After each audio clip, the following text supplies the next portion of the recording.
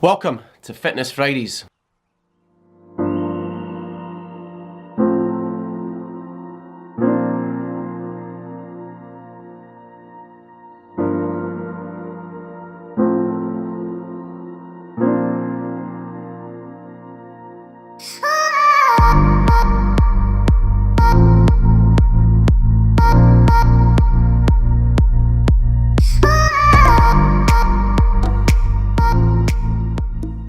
This week we're going to be talking about the importance of not skipping out on those Zone 2 workouts and also doing some sprint efforts. Let's stick 4 minutes on the clock and let's get cracking. We've talked about the importance of Zone 2 and the benefits of Zone 2 in previous episodes, but it really does come to light. If you're skipping on Zone 2s, this guy, when you start doing harder efforts, you're really going to struggle. So anyway, let's skip forward. What are we talking about? Sprint sessions. So at the moment, I'm working towards some crits. So the best thing for crits is to be working at threshold or above and trying to boost that recovery. I'm working on sprint intervals. So 10 seconds, full pace, dropping it back down. But normally what you'd be doing is dropping it back down to a recovery level.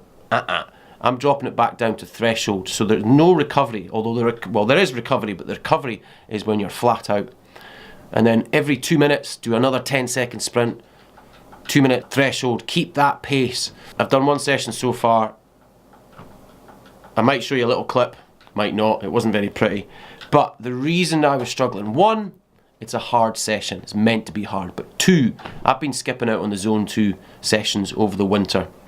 That aerobic base isn't there. Now, as I've already mentioned, although you have specific zones to target specific physiological changes within the body or physiological systems, they all sort of blend into one another. So although you're talking about Zone 2 as an endurance, you will see benefits when you're working at threshold if you've got a strong Zone 2 base.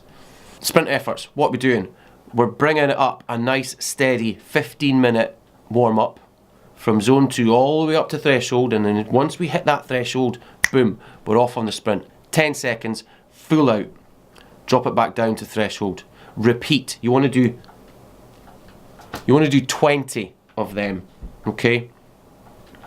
And then a nice steady cool down.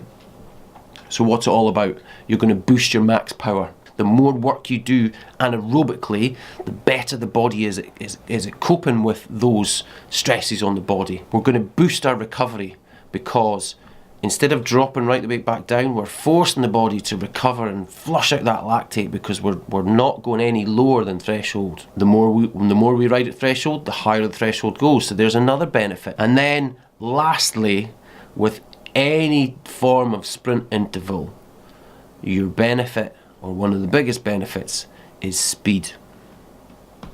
So the more we work on that leg power and also that cadence, that leg speed, the more efficient the body becomes. Why are we doing it? As I say, I'm working towards crits. I've got my first race in 3 weeks, super underprepared, so it's time to get cracking.